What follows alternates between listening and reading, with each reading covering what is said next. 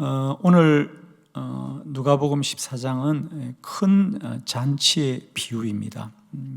어떤 사람이 큰 잔치를 베풀고 사람들을 청하였고, 그러나 약속한 사람들이 여러 가지 이유가 있었습니다. 어떤 사람은 밭을 사고, 어떤 사람은 소 5겨리를 사고, 또 어떤 사람은 장가를 들어서 약속한 잔치에 참여를 못하였습니다.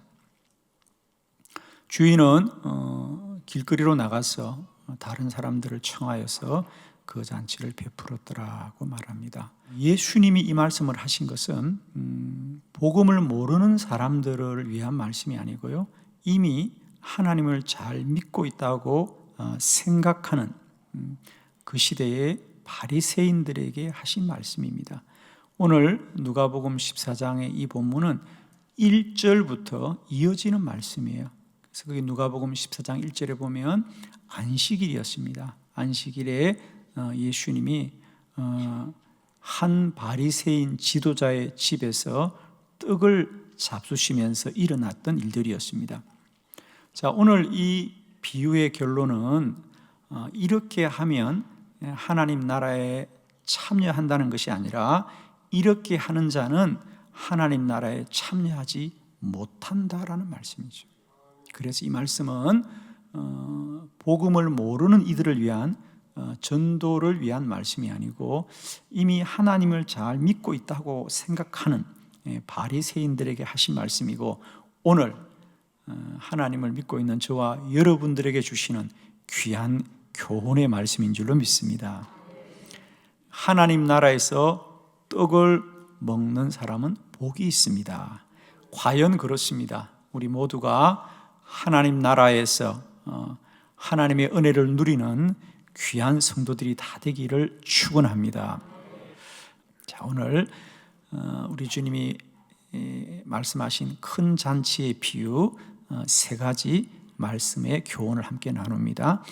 여러분 받으신 주보를 참고하시면서 우리 3가지 말씀을 보겠습니다. 첫 번째는 큰 잔치를 베풀고 사람들을 청하였습니다. 누가복음 14장 16절 말씀이죠. 다 같이 합독합니다. 시작. 이르시되 어떤 사람이 큰 잔치를 베풀고 많은 사람을 청하였더니. 아멘.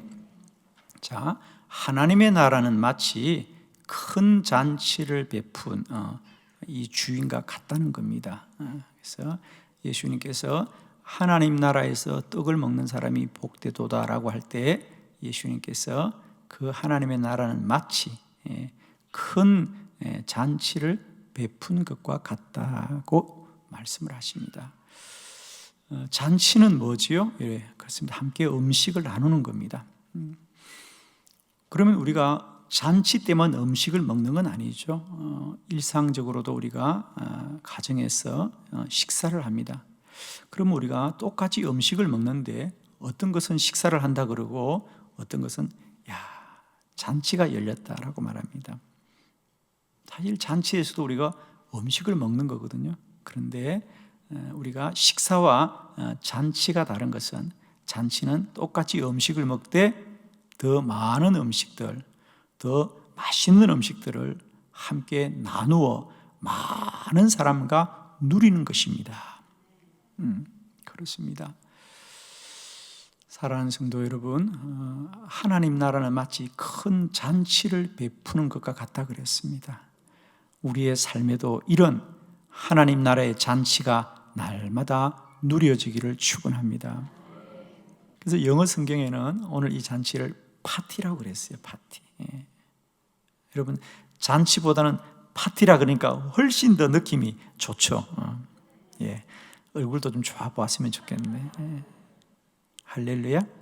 여러분, 우리의 일상이 매일매일 하나님의 나라가 임하면 마치 우리가 매일 파티를 여는 것 같이 기쁘고 즐거운 일상으로 변할 줄로 믿습니다.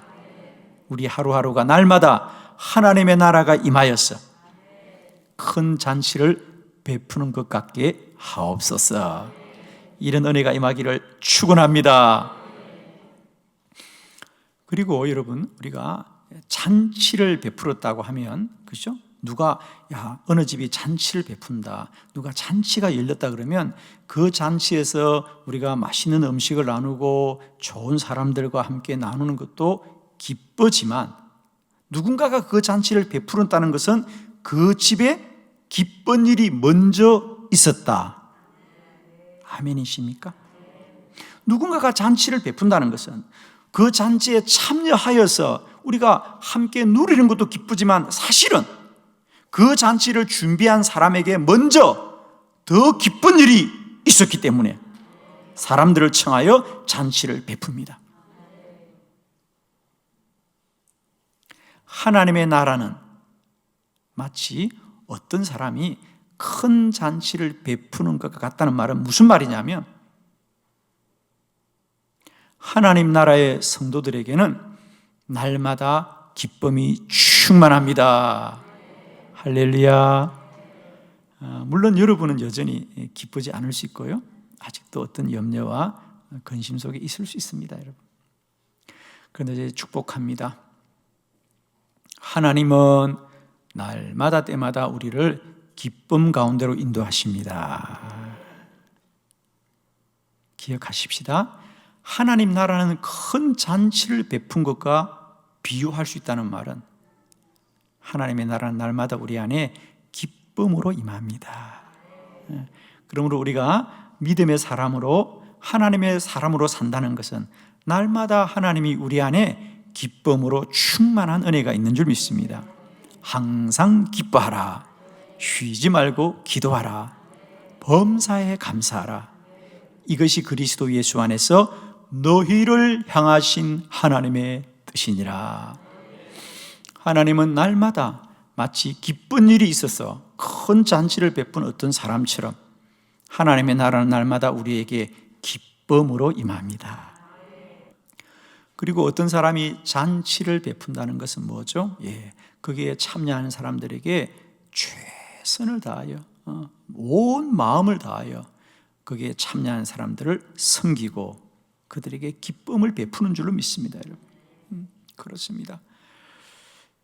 누가 잔치를 벌려놓고 사람들에게 인색하게 하지 않죠.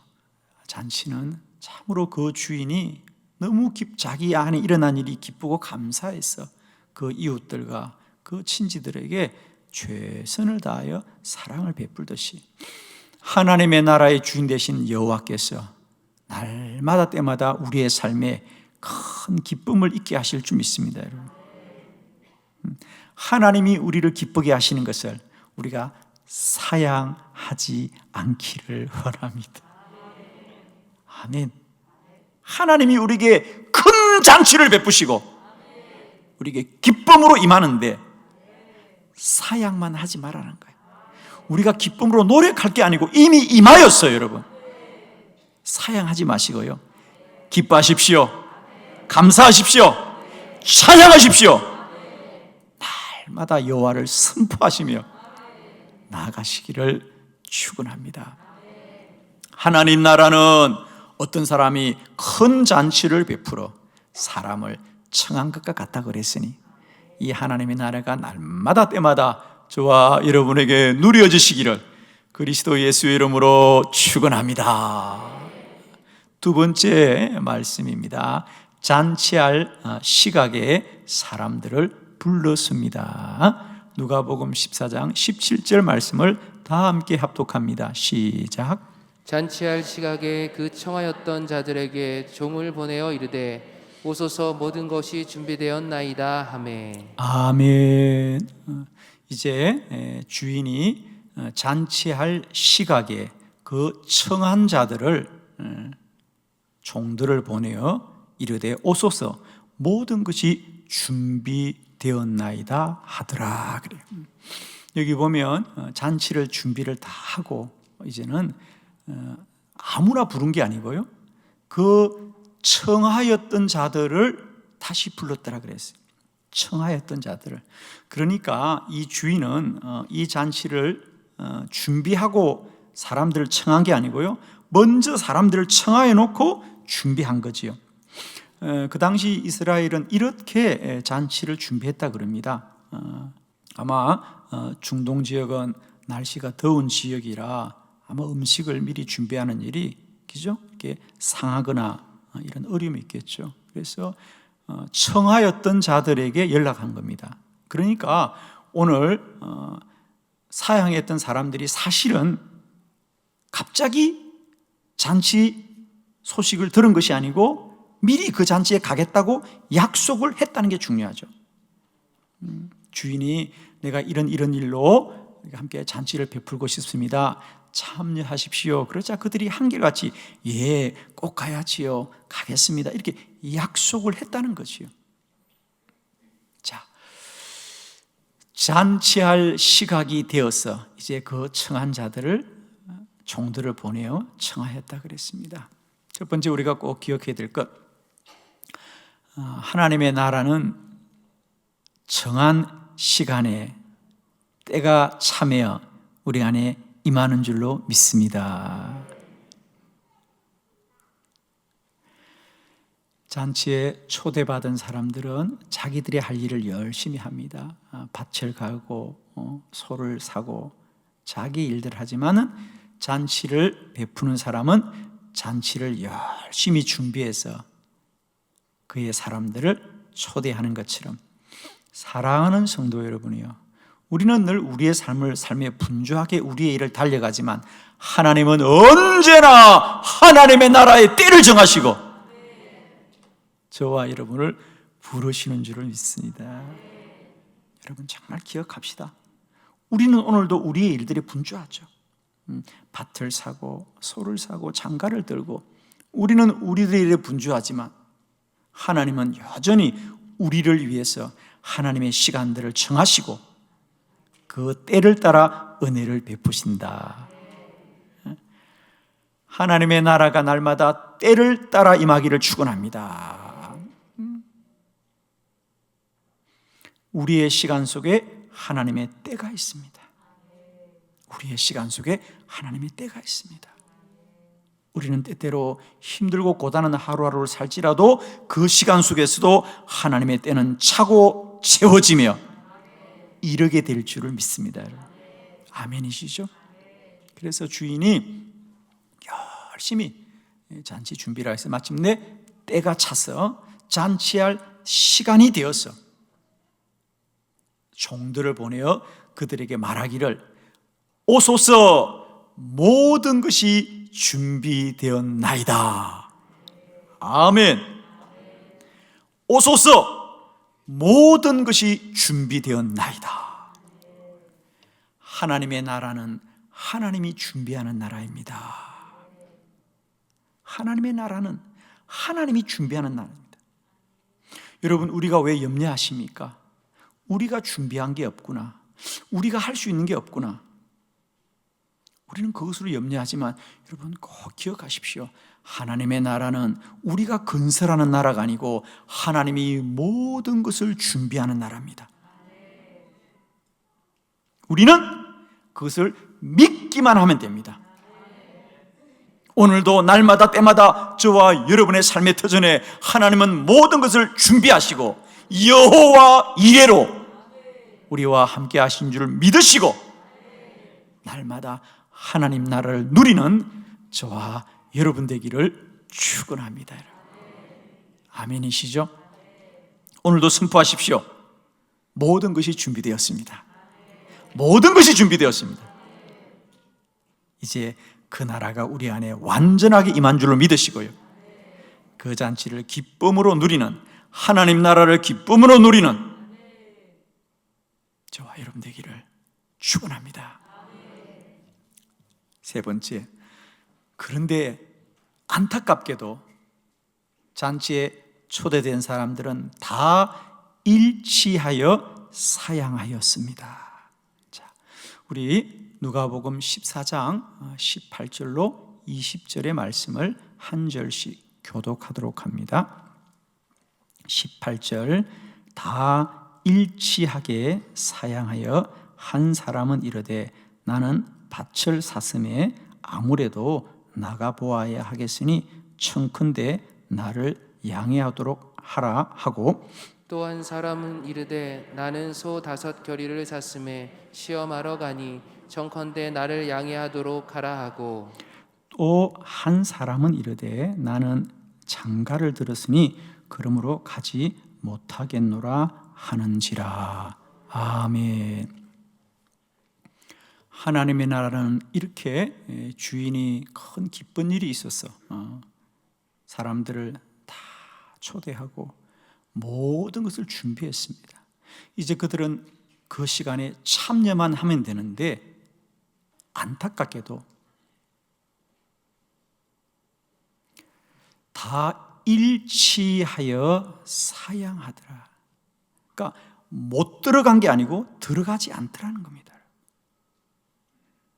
그들이 사양을 하더랍니다. 자, 오늘 이 말씀은 예수님의 비유라는 사실을 우리가 주목해야 됩니다. 예수님이 이렇게 우리에게 교훈을 주기 위해서 이 이야기를 하신 거거든요. 다 일치하여서 사양을 하더라. 다시 기억합시다. 그들은 이미 그 잔치에 참여하겠다고 약속을 했고, 그래서 주인은 그 사람들에 맞게 이제 준비를 다 하고 시간이 되어서 그들에게 다시 청하자 그들이 양해해달라고. 왜? 첫 번째 사람은 내가 밭을 샀으니까 아무래도 나가보아야 되겠다. 나를 양해하도록 하라. 두 번째 사람은 내가 소 5겨리를 샀으니 그걸 한번 시험해 보아야 되겠다. 청컨대 나를 양해하도록 하라. 소 5겨리면 10마리겠죠. 작은 소가 아니죠, 사실은. 그걸 내가 샀는데 아무래도 좀 나가서 그들을 좀 소를 쟁기를 끌고 한번 시험을 해봐야 되겠다는 거죠. 또 한 사람은 내가 장가를 들었으므로 집에 좀 들어가 보아야 되겠다는 거죠.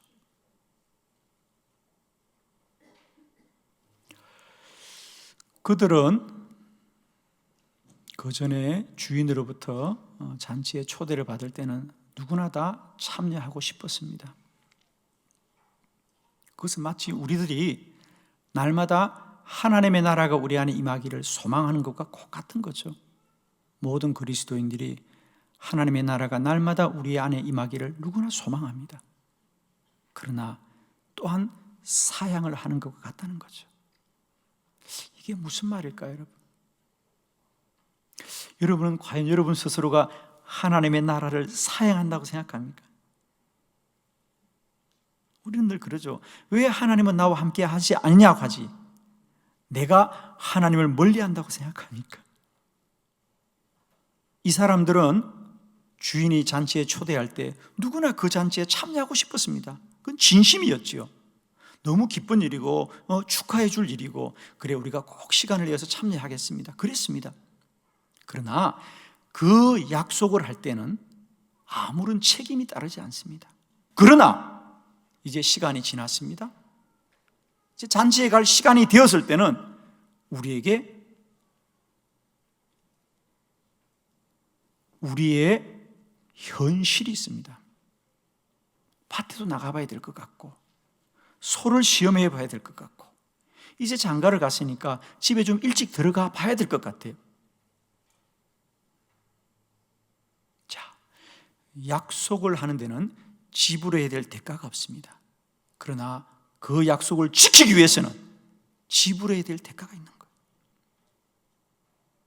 물론 밭에 나가야 되겠지만은 잔치에 참여하기 위해서는 그 밭에 나가는 일을 좀 미루어야 되고, 소를 시험해 보아야 되겠지만은 그 잔치에 가려면 소를 시험해 보는 일을 미루어야만이 들어갈 수 있는 것이지, 하나님 나라의 은혜를 누리는 것이 그저 마음에 소원하는 것으로만 그냥 임하는 것이 아니라 날마다 우리가 그 일의 대가를 지불해야 된다는 거예요.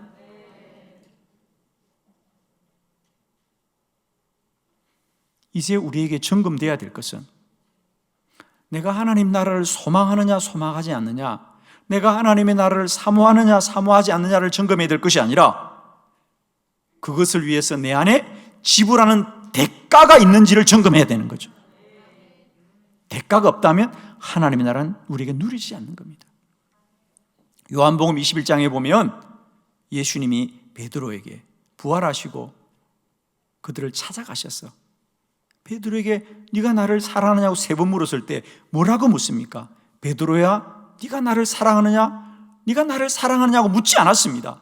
그렇게 중립적으로 공허하게 묻지 않으시고 네가 여기 있는 이 사람들보다 나를 더 사랑하냐는 거예요. 믿음은 언제나 상대적입니다, 여러분. 우리의 믿음은 중립적이지 않습니다. 하나님의 나라를 사모하는 자들이 누리는 것이 아니라 그 나라를 위하여 오늘도 대가를 지불하는 자들이 그 나라의 복을 누리게 될 줄 믿습니다. 여러분이 잘 아시는 찬송이 있습니다. 94장 주 예수보다 더 귀한 것은 없네. 이 세상 부귀와 바꿀 수 없네. 영죽을 내 대신 돌아가신 그 놀라운 사랑 잊지 못해. 저는 늘 이 찬송을 부를 때마다 내가 과연 이 찬송을 다 부를 수 있는가? 라는 물음이 늘 저에게 듭니다. 정말 나에게는 주 예수보다 더 귀한 게 없는가, 여러분? 이 찬송을 지었던 미국의 조지 베버리 셰아는 그 당시 미국에서 가장 유명한 복음성가 가수였습니다. 빌리 그레엄 목사님과 언제나 함께 동력하면서 그 집회에 찬양을 인도했던 그 시대 미국에서는 가장 유명한 복음성가 가수였고 정말 찬양을 잘했습니다. 그래서 일반 공영방송국에서 이 베버리 셰아에게 제안을 합니다.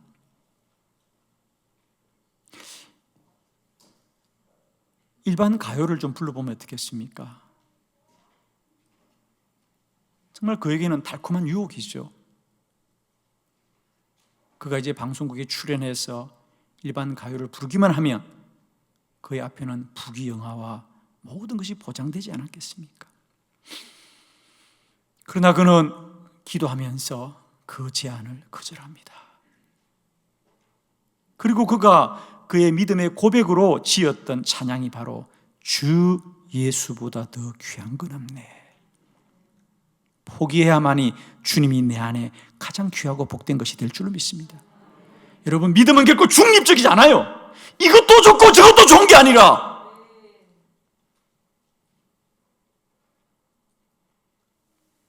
주인의 초대를 더 소중히 여겼어. 밥 갈고 소를 시험하고 장가드는 일들을 잠깐 내려놓고 그 초대에 응하여야만이 그 잔치를 누리게 되는 것처럼 하나님의 나라는 약속만 하는 것으로 들어가는 나라가 아니라 대가를 지불함으로 누리게 되는 은혜인 줄로 믿습니다. 주 예수보다 더 귀한 것은 없네. 이 세상 부귀와 바꿀 수 없네.